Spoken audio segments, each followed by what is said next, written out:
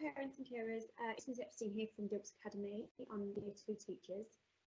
If you don't already know me. Usually at this time of year we will be inviting you in as part of our workshops that we do to show you how we teach certain subjects in school, and now would be our reading workshop.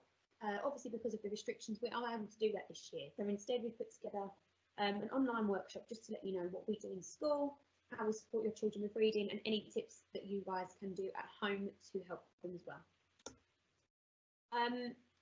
First thing I wanted to mention is different to any previous year 2 that we have taught, so very different to if you've got older children who've been through year 2 before. Normally phonics screenings take place at the end of year 1, but obviously because the children were out of school at the end of year 1, they did not happen, so the phonics screenings are going to take place in year 2 instead. We are currently doing some mock assessments with the children, and we will be doing their final assessment in around December time, just before the end of this term. It's absolutely nothing to worry about. The children are used to doing it. They're assessed individually with a familiar adult, an adult that's in their classroom or in their year group that they are used to spending time with. They are assessed on green words and alien words. Green words are words that you can sound out with no sort of strange sounds as such, and alien words or nonsense words. Basically, they are also green words as such, but they are words that don't have a meaning. The reason for this is so that children can't learn words by sight, and that they actually are being assessed on their phonic knowledge rather than their ability to read words at sight. They'll need to be able to decode the words and then blend them. I'll go into a bit more detail about what that means in the following slide. Supporting your child with phonics, the most important thing really is to make sure that they read regularly, ideally every day. The more they come across different sounds, the more they come across different words, the more they will practice blending and decoding and blending and recognising different sounds in different contexts. Teacher wants to read, they still have the same logins that they had in year 1, so please keep using that. 5 minutes, 10 minutes here and there makes a really big difference. Spelling shed also, because sometimes the sounds that we're teaching for spelling come up actually in that phonics screening as well, and in their reading in general. For example, this week's reading rule is the letter C or E, I or Y, it makes the S sound. For example, in circus, cell, I think some more now, source, saucer, those words, it makes a S sound, and actually that rule is being taught through spelling shed, so the more they are familiar with those words and those sounds, the better. You can get loads of online resources for free, whether it is games or just words to practice with your children. If you look up phonics play, phonics games, phonics screening, year 1 phonics, anything, and they will come up and you'll be able to find those readily available online. Okay, so helping your child to decode words. This is something that I, in my teacher training, had to learn. So when I was at school, this isn't how I was taught to read, it's slightly different. The sounds that the children learn are different to perhaps what I learned at school. So we teach them in 3 sets. There's set 1, which they learn first, then set 2, then set 3. Your children will be less or more familiar with those later sounds depending on their own learning journey. I've put a link on here to a document that tells you every single sound, or at least the basic set sounds, to help you to recognise them and to support your child with learning at home. We use these sounds to break down words. I've put some examples here. So I've put dots under single sounds, like in the word at, cat. So they are single sounds, each letter represents a particular sound. Underneath that is the word sh. So sh is one sound, although it has more than one letter. So we call that special friends. Okay, S and H are special friends. They make a sound together. Otherwise, they will be sounding out d-as, and that isn't going to get into the word dash. They have to recognise that's a special friend. It makes d-a-sh dash. Then there is bake. So the A and the E are split up. We call those special friends, but they're special friends who can't sit together. They have to sit separately. Perhaps they're too naughty or chatty. So bake. So the A is a make a cake sound. All those sounds are in the link above. And then finally, there's all I. Again, if they don't blend that, or they don't recognise that middle sound as a trigraph, as we call it, a 3-letter sound, they'll be sounding out l-I-G-H-T, l-I-G-H-T, and they're never going to get to light that way. So it's important that you remind your children when they're reading, look for the special friends, look for the special friends. They're familiar with that vocabulary, they're familiar with the sounds, but it's a way of you supporting that at home as well. Practice this regularly, encourage them to put their dots and dashes and their smiles on. So dots are the single sounds, dashes are 2 or 3 letters for a sound, or 4 in some cases.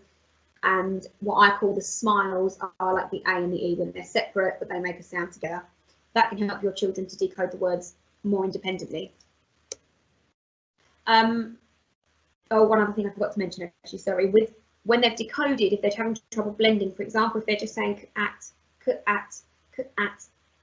ask them to try and say them more quickly, maybe stretch out some of those sounds if possible. So and get quicker and quicker until they recognise the word is cat. Once decoding is sort of looked at, the next part is reading comprehension. So it's all well and good that they can sound out the words and read them, but if they can't understand what they're reading, then that's something to be working on as well. So there's lots of areas of reading comprehension, as you can see on this wheel. So we've got visualising it, so maybe acting it out, drawing a picture of what's happening in the story, imagining it in your mind, putting together a gist, putting bits of puzzle together to try and understand the characters, the setting, etc. Prediction, which is, well, what do you think is going to happen next? Using our background knowledge to connect the text. So that might be our background knowledge of the story, previous stories similar to it or in that series, or generally of the world around us. Understanding vocabulary, probing questions, which are inference, and what I call recall, so skimming and scanning for information. I will talk about inference, vocabulary, and retrieval in much more detail, as they are the 3 key areas that the children will be assessed on and that we teach them daily. Prediction is quite straightforward, really. What do you think is going to happen next? Why? What clues are there in the text to tell you that that might happen? You know, for example, if you were to ask the children at the beginning of the story, if it was the hare and the tortoise, who do you think is going to win? Why? They're probably going to tell you it's the hare because hares are quick, etc. But then as they get to know the characters, maybe you can reassess that and continue to ask those prediction questions and see if they can work out what's going to happen. Visualising is all about having a picture in your mind. So help your child to use the pictures, use the words to create an image in their mind, to create that story to really understand it. And building together a gist is really, that is what comprehension is all about. It's putting together an understanding, using all the clues from the text, story, and the pictures in some cases. So all of these ideas are on here for you to access whenever you need to kind of have an idea of what you can do at home to support your child with their reading. Particularly with this particular one, building a gist, this is helpful if it's a long story that they're reading in bits rather than one whole story in one night. If they're reading a chapter book or a couple of pages per day, you could use the, oh, you know, try and sum up the story for me, or sum up this paragraph that we've just read, or sum up this chapter, you know, what's happened so far. Okay, so this is the first of the, I would say, the key areas that we really look at. So scanning for information, who, what, where is literally right there. What it basically means is, I teach it as a way of visualising it a little bit. I teach that there's a dog called Retriever Rex. Retriever Rex is a retriever dog. If you throw a stick, he will go find it and bring it back. That's exactly what the children need to do. They need to find the answer in the text, copy it down to the onto the line, or, you know, tell me the answer. Literally go find it, bring it back. Something that the children find quite tricky though is knowing where to look. So finding that key word in the question to find it in the text. When they're doing it on paper, we really encourage the children to underline those key words and the answer. Obviously, if it's in a book that you can't write in, it's finding it with your finger. Even if your child can remember it from when they read the question or read the story, sorry, you've asked them something, encourage them to go back and point anyway, because it helps them to recognise those words and prove to themselves and to you that they've got the correct answer.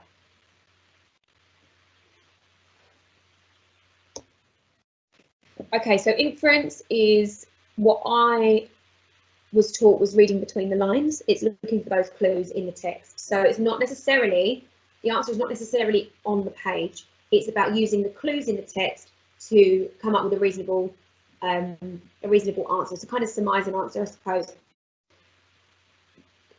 Usually I sort of start teaching this with pictures. what's happening in the picture. For example, if I were to give the children a picture of a child's face and their hair was full of like soap suds, I would say to the children, oh, what's happening in this picture? Oh, they're in the bath. How do you know? Because they're having their hair washed. How do you know? Because there's bubbles in there. You know, using those clues to find a reason and to explain. If they're okay with pictures, the next kind of step is one short sentence. For example, if I would say to children, the little boy put on his woolly jumper, thick coat, a woolly hat, scarf, and boots. And I said, what time of year is it? Hopefully they will be able to tell me that it's winter, or that at least that it's cold outside. It doesn't actually say that in what I've said. I haven't said it was cold outside, so the boy did these things. They're using the clues to figure that out. Probably the easier way of asking those questions in most stories is, how is the character feeling? How is the character feeling? How do you know why? Because that is inference in itself. It doesn't necessarily say in the text the boy was sad, but it might tell you that he had tears in his eyes and, you know, he was sitting by himself at lunchtime. Whatever it is, that is the clue they need to find to figure out that he is sad or whatever he's feeling at the time. Okay, vocabulary is another of the key areas that we teach the children daily. So it's about not only learning new words, but actually using their skills and their understanding of the story as a whole to, not to guess the meaning of the word, but to kind of work out the meaning of that word. Often there will be questions where they're asked to find and copy one word that means the same as something. For example, just thinking about what we read today, the question might have been, find and copy one word that means the same as sad. The text had said, Mr. Dart, who was normally a cheerful man, was now looking very gloomy. I think that was a sentence, something like that. The word I'm looking for is gloomy, one word that means sad. If it says one word and the children write several words, then unfortunately they won't be getting that answer. It's really, really important, and they understand when it says one word and that they can read the words, one word as well, because we can't help them in their reading assessments at all. And being able to recognise whether it says a phrase. If it asks for a phrase, that means a group of words, not a whole sentence, but a few words, 2 to 5 usually. It might also say, how do you know that a person is doing a certain thing? And there might be one word that explains it. For example, one we read the other day, that I think is going to come up on another slide actually, said, how do you know that the 2 boys didn't have their own bedrooms? And the sentence said, the boys, Arthur ran to the bedroom he shared with his brother Stanley. The single word they're looking for is shared. So it's about understanding that vocab. If there is new vocabulary that the children pick up on and they understand or learn, they can look at a dictionary, look at a thesaurus to try and find those synonyms to understand it. Then encourage them and try and model to them using that language in context. The more they hear that language in a sentence in different contexts, the more they're going to embed that language and understand it. The more language they know, the better their understanding of the text will be. In school, we do a guided reading lesson every single day. 4 times a week, it is the children sharing a book between 2, and the adult and the children taking it in turns to read a couple of sentences. They don't necessarily read every lesson, but they will, read at least once a week, hopefully, whether it's a short sentence or a paragraph, depending on their age, confidence, ability level. So something that's practiced at home is reading out loud, reading to a room with more than one person, reading from one end of the living room to the other end of the living room so that the person can hear them, because sometimes the children will really whisper when they're reading and their friends can't necessarily hear them. We read high quality text, so it's not necessarily at their reading band level. It is a chapter book, and the children are exposed to the different language that's in those books and the high quality text that they provide. Questions are prepared by the teacher before the lesson. We every single day will ask questions on retrieval, inference and vocabulary every day.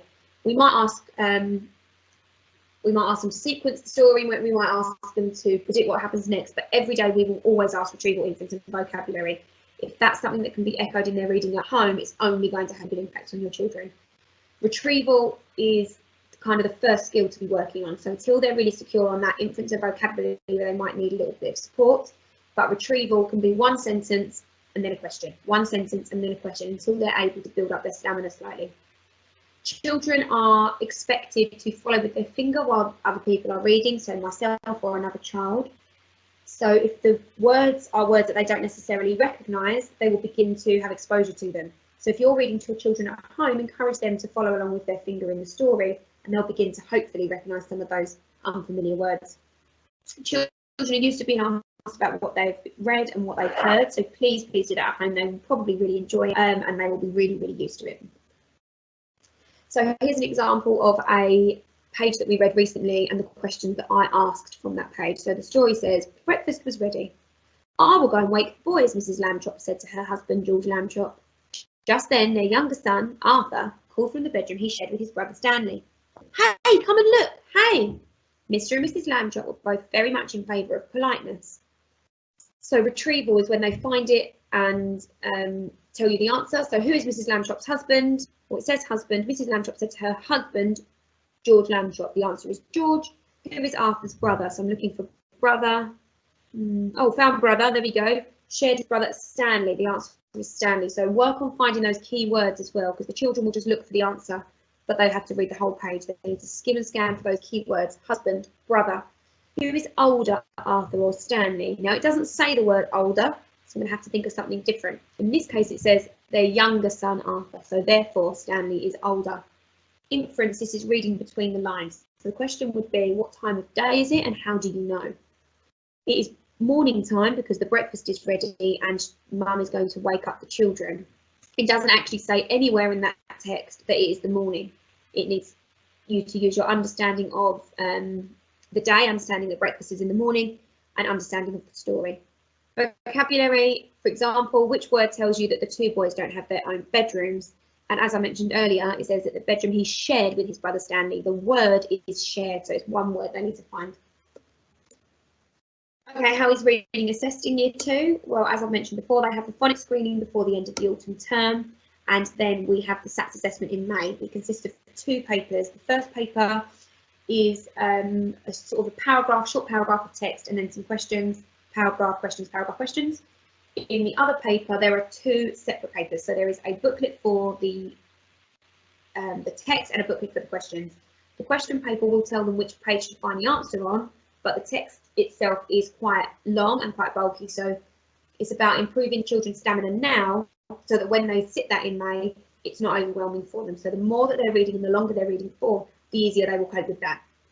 It is a written paper, and us as adults cannot help them at all, apart from encourage them and say, you're doing a good job and keep going. And if they need a break, then that's absolutely fine, but we can't read it to them. So the more that they can sort of try and use their skills of decoding and blending to work out the words they're not sure of, the better.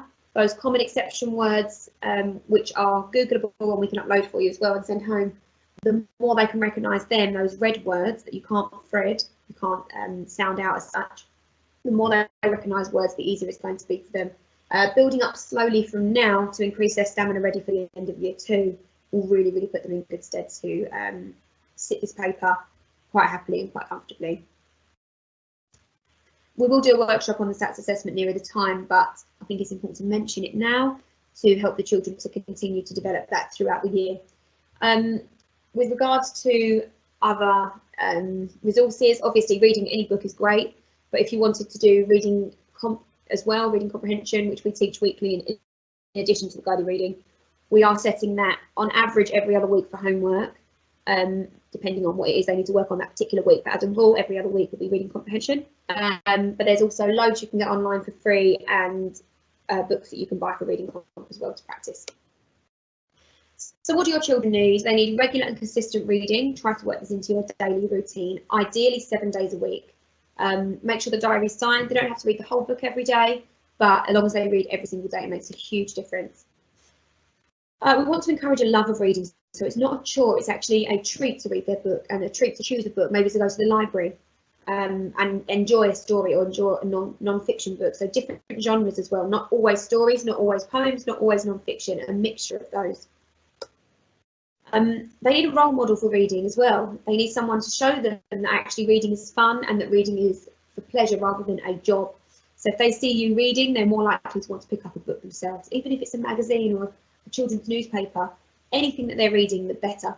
So they will need to see that. They will need to see that from you as well.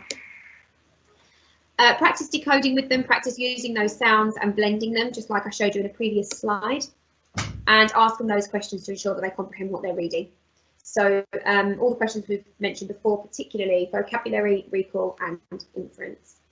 Thank you, that's all from me for today. I hope that this has been helpful. If you need any more support, please speak to your child's class teacher, and keep doing what you're doing, and thank you so much for all your support.